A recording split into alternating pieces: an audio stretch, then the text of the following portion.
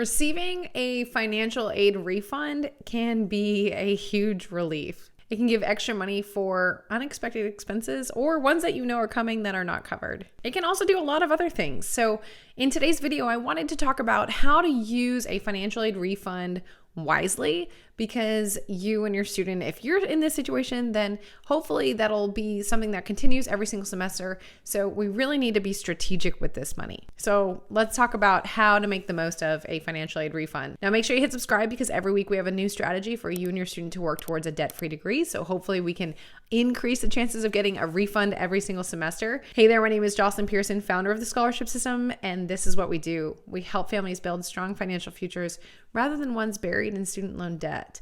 And our families have secured over $13 million in scholarships and counting, and we do not plan on stopping there. Now, just a quick note, this is focused on U.S. citizens and permanent residents. I am unfamiliar with the process for international students.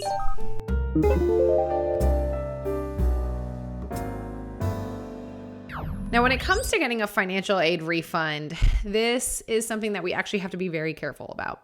Here's why.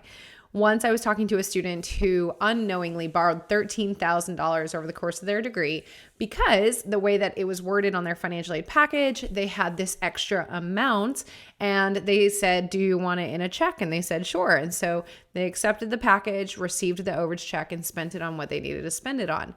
In hindsight, they did not realize that they were actually accepting all of the student loan money that was included in the financial aid package, and therefore the overage, the refund check, was not debt-free money. It was that they were borrowing more than their bill, and so they were getting it back in a cash check. So this is what we do not want to do. If we are in a situation where we are borrowing excess beyond the bill, that is a very slippery slope, and we want to keep in mind the interest that we're going to be paying back on that. I always recommend, if we can, cash flowing expenses outside of the bill as much as we can, having a part-time job, helping cover things like that. But that said, for some students, this may be the only option.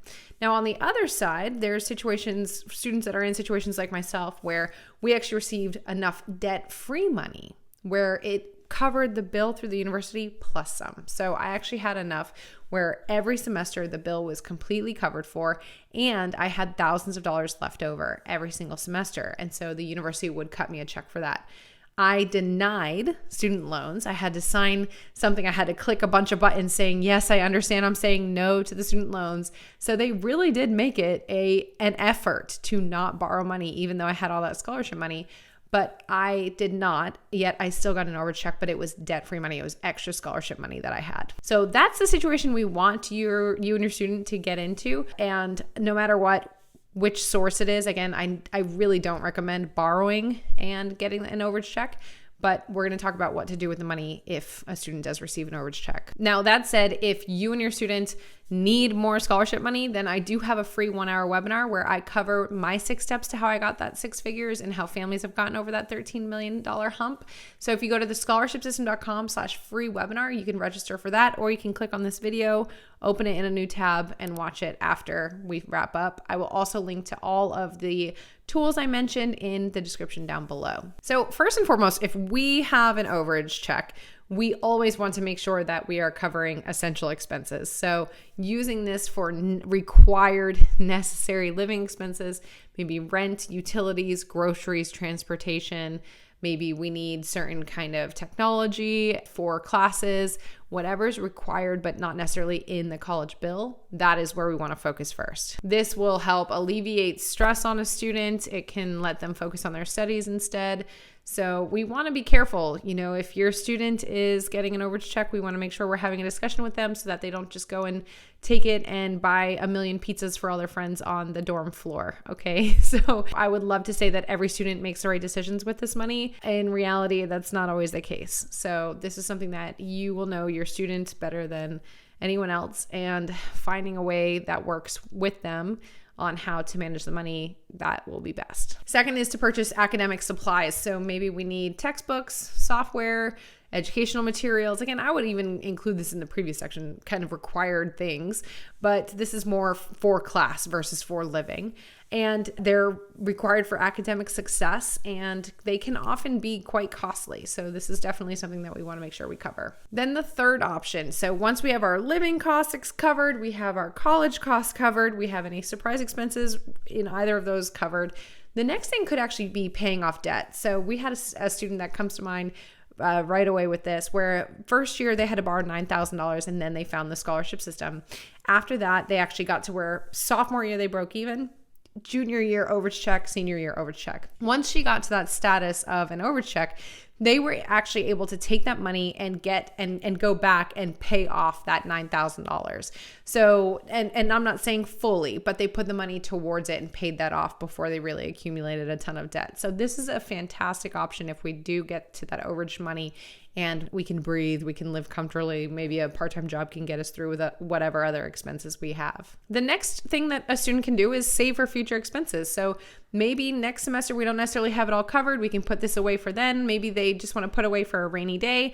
Maybe they want to buy a rental property fresh out of college. That's what I did. So actually I still had part-time jobs even though I was receiving overage checks, and I was putting any extra money into savings. And that's how I had a down payment to buy a rental property 2 months after college.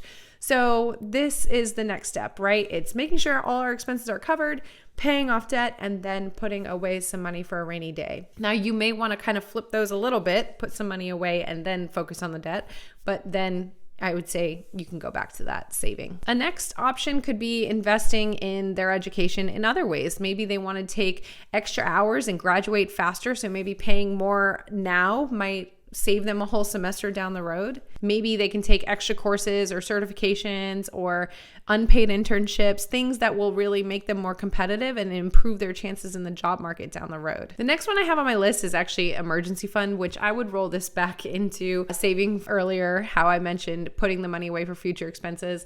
But creating an emergency fund, actually, a lot of people recommend 6 months of expenses.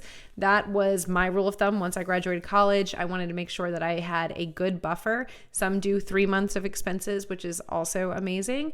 But one of the people on our team actually had a great story with this, where one semester her car broke down and her overage check was, she said she thought maybe around $1,000 or so. And the repairs came to like $600 or $700. So she didn't have that much left over after that, but at least she was not put into debt because of that car breaking down. She didn't have to beg her parents for money or go scrounge money from somewhere. She had the money there in her emergency fund. So this could be even a distinction, emergency fund versus general savings that a student can make. And lastly, if we are able to do all this, maybe we didn't rack up debt yet, maybe our expenses are fully covered and we just have this extra money, we feel good about the emergency fund and we are putting some into savings and we still have a little bit.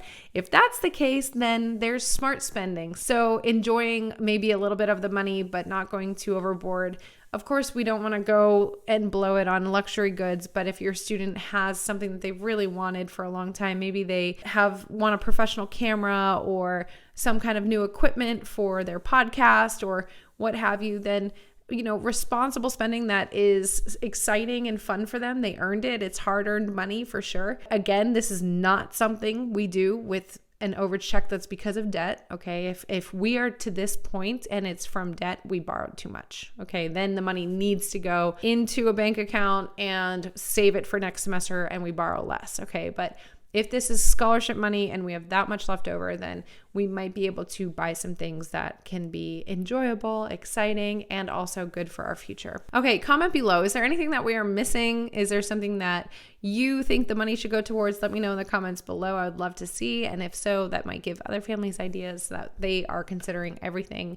But that said, making the most of that financial aid refund, again, understanding the differentiating between, is this because we borrowed too much or is this because our student got extra in scholarships? That's two very different things. Okay. We do not want to borrow in order to have extra money. That's not actually extra money. That's just extra debt and extra interest and extra years of payments. We don't want to do that. But if we get to the point where we have a refund and it is debt-free money, that is phenomenal.